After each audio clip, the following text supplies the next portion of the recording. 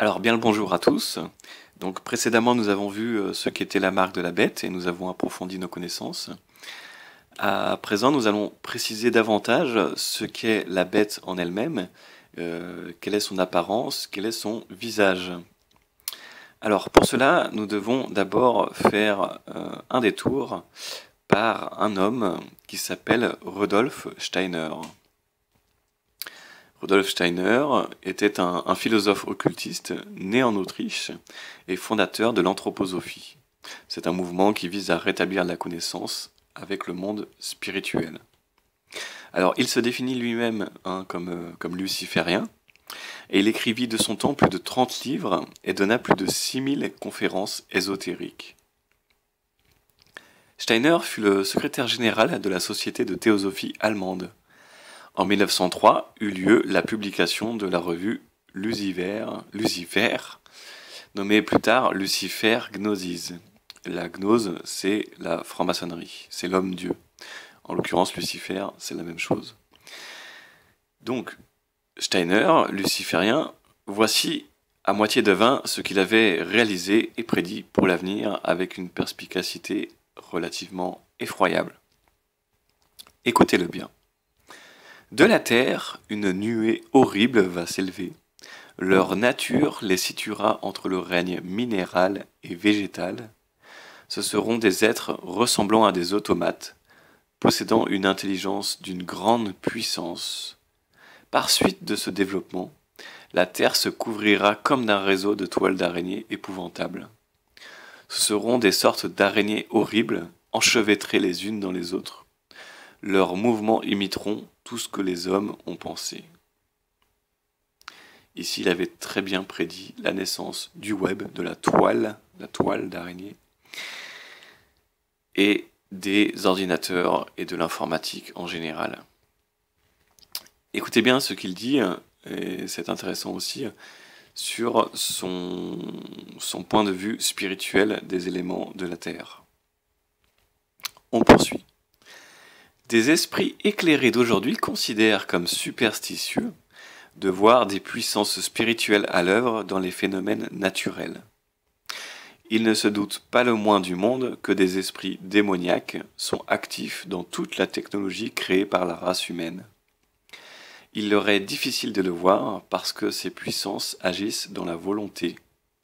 Et je vous ai souvent dit que la volonté est endormie. Elles agissent à un niveau inconscient et s'emparent de l'esprit humain. En voici la conséquence. Dans le passé, les êtres humains possédaient au moins une certaine conscience des puissances démoniaques. Aujourd'hui, les puissances démoniaques remuent à leur gré dans tous les produits de la technologie. Leurs activités s'étendent jusque dans la sphère de la volonté humaine, mais les êtres humains ne sont pas encore prêts à le reconnaître. Dans les anciens temps, les esprits perçus dans les phénomènes de la nature étaient lucifériens. Les esprits actifs dans les machines, dans tous les produits de la technologie, sont arimaniens. Alors en effet, Steiner en fait se définit comme luciférien puisque, comme beaucoup de mouvements théosophiques, il considère que Lucifer n'est pas le mal, que Lucifer est un dieu, être luciférien c'est un mouvement spirituel. Et pour lui, le mal, c'est Ahriman, c'est le Satan de la matière. C'est-à-dire que pour lui, il dissocie la matière et l'énergie spirituelle. Pour lui, la matière, c'est Satan, et l'énergie spirituelle, c'est Lucifer, et c'est le bien. Voilà, ça c'est un délire très, très gnostique, très théosophique. Voilà pourquoi il se livre assez facilement sur Lucifer, puisqu'il ne considère pas qu'il est le mal.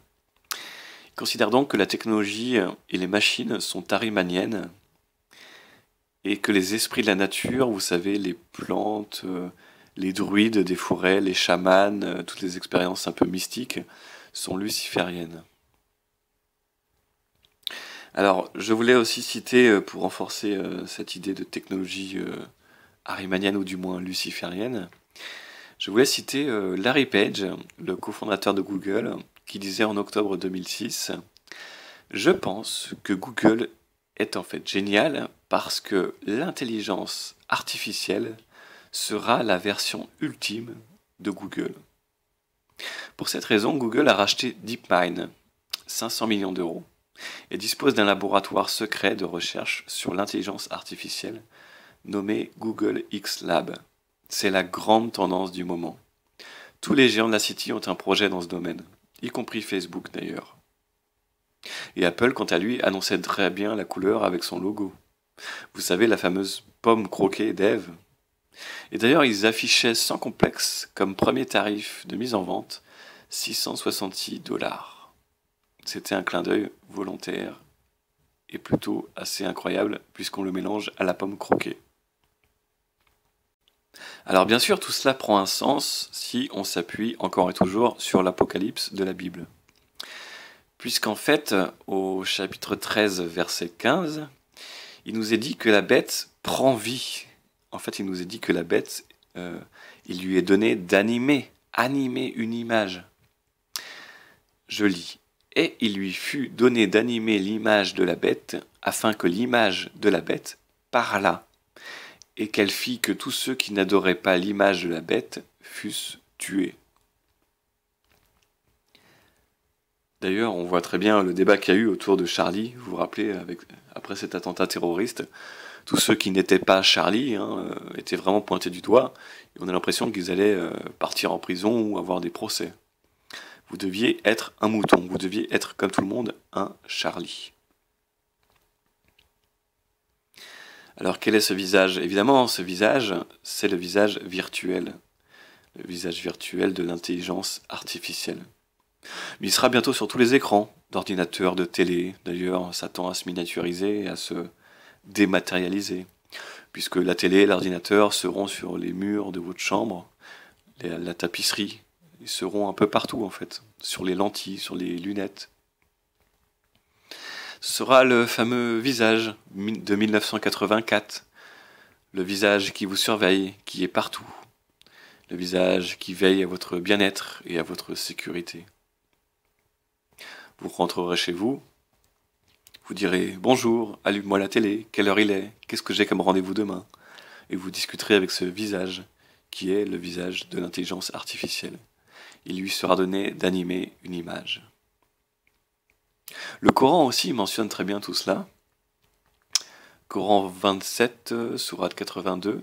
Nous leur ferons sortir de terre une bête qui leur parlera.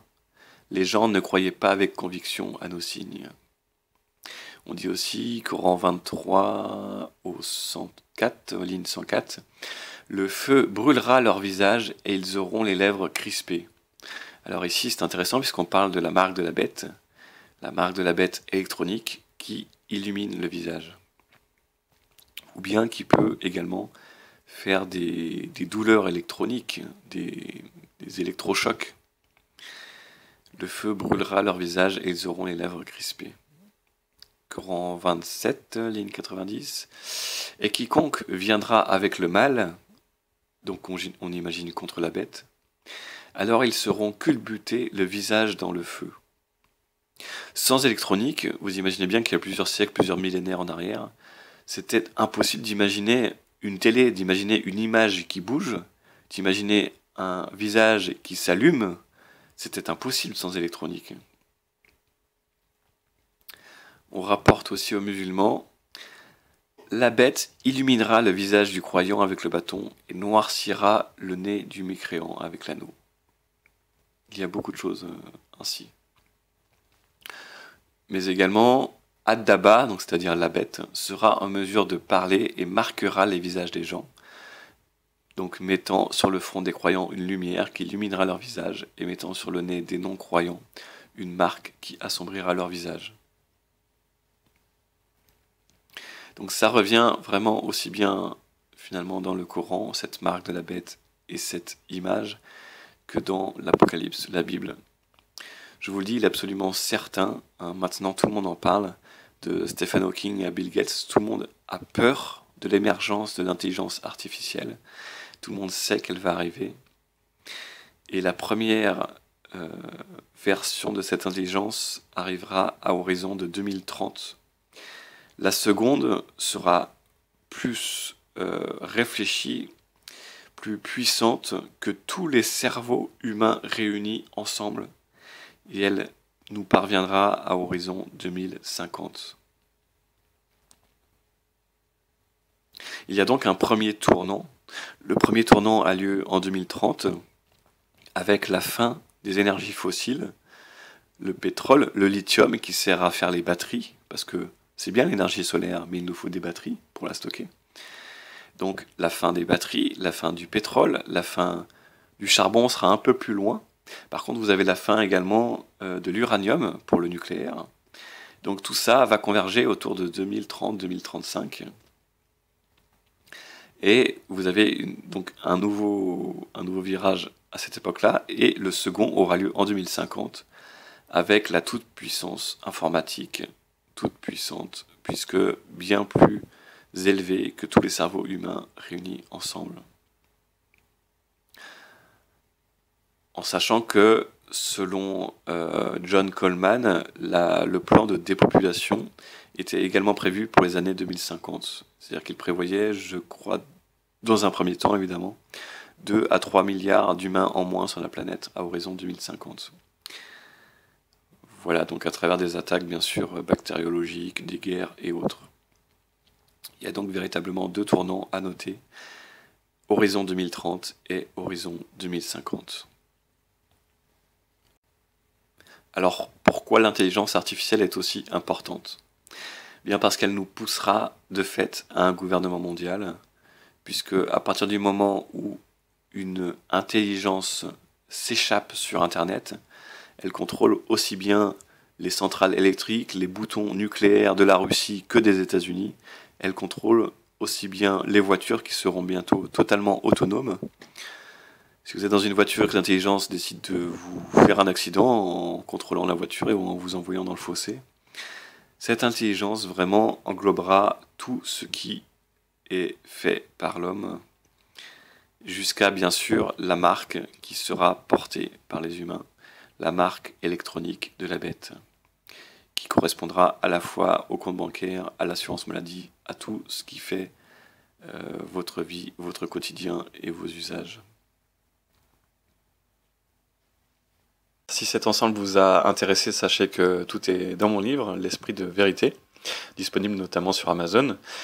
Et puis, n'hésitez pas à vous abonner, il y aura davantage d'informations dans les temps à venir, et notamment des conférences. Voilà, je vous remercie, à bientôt.